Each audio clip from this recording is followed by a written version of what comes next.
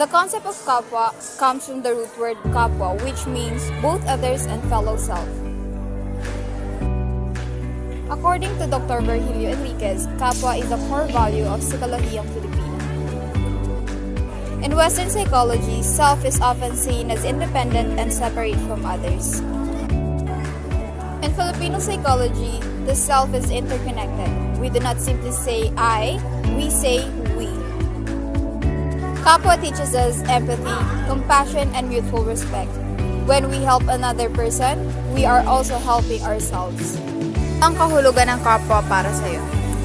So, for me is, ang kahulugan ng kapwa is yung karamay mo sa kahit na anong bagay. Like, yung may value for the both of you. So, ganun. Yung parang masandalan sa kahit na anong bagay. Ano ang kahulugan ng kapwa para sa'yo? So, pagkakaisa sa pagkatao. So, kapwa ay hindi lang kapitbahay o kapwa-tao. So, sa simpleng salita, ito ay ang kakayahan makita ang sarili sa kapwa. Paano mo nakikita ang kapwa sa komunidad? Nakikita ko ang kapwa sa komunidad bilang mga taong may pakialam sa sa society nila. So, halimbawa pag tayo as a society, siyempre sa in Filipino context, we do not only see ourselves na individual lang, na tayo lang yung nandito. Siyempre may pakialam din tayo sa kapwa natin. For example, nakikita natin, nag-iisa lang siya, ano kaya meron sa kanya? Parang yung problema ng iba, pinoproblema na rin natin because nandun sa atin yung malasakit. Parang sa pagkikipagkapwa natin na nagiging natin, parang naging foundation natin yung malasakit. So parang doon nagbi-build up yung kapwa. Paano mo nakikita ang kapwa sa komunidad? So, sa komunidad is nakikita ko ito bilang simpleng gawa, pagbati at sa kapitbahay. So, pagtulong sa matanda, pag-share ng kaalaman, pagiging responsibilidad sa basura at kapaligiran. So, pagsuporta sa local ng negosyo o pagiging mabuting kausap like online. Is Dr. Virgilio G. Enriquez, known as the father of Psikolohiyang Filipino. Kapwa is often translated as shared identity or shared inner self. It means that a person does not see others as separate individuals but as fellow human beings connected to oneself. According to Felipe M. De Leon Jr., Filipino is one of the greatest in the world. Filipinos do not realize that Filipino culture is one of the greatest, I'm very serious about it, one of the greatest in the world.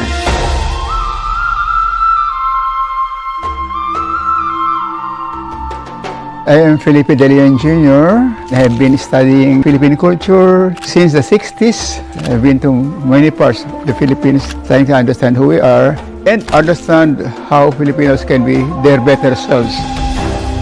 At the very core, Filipinos are very highly relational people, wanting to connect all kinds of people in all levels, young and old, whether you are educated or not, from the poorest to the richest. Filipinos would like to bring people together. That's the very core of Filipino culture, a high degree of relationality, connectivity.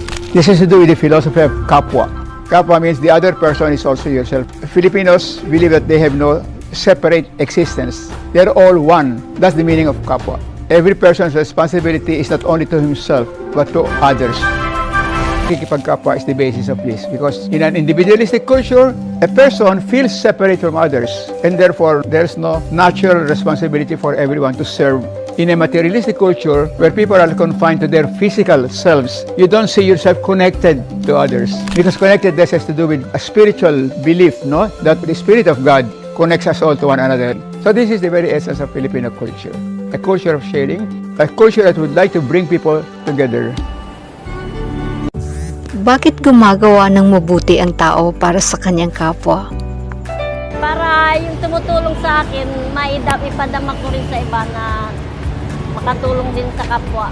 Gumagawa po ako ng mabuti kasi masarap sa pakiramdam na nakakagawa ka ng tama tsaka ng mabuti sa kapwa. Yung will ng na magkaroon ng tumulong at tulungan tayo. Para mag-spread din ng saya sa ibang tao para maging mabuti din yung ugali ng ibang tao sa ibang tao.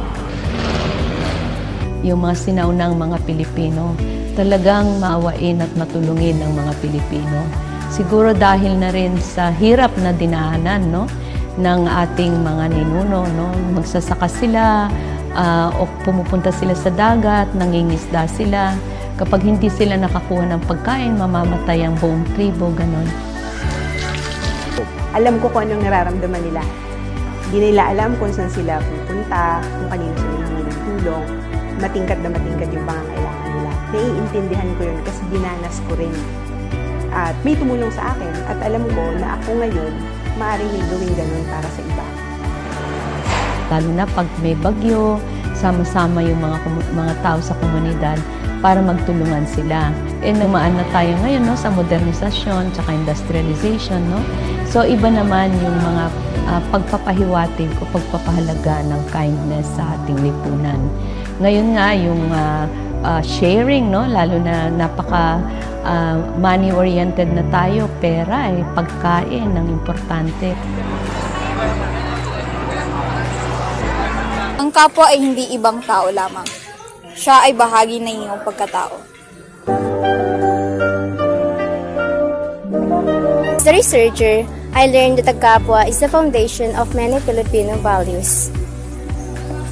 Through this interview, I noticed how people have different ways of expressing themselves but still has the same thought.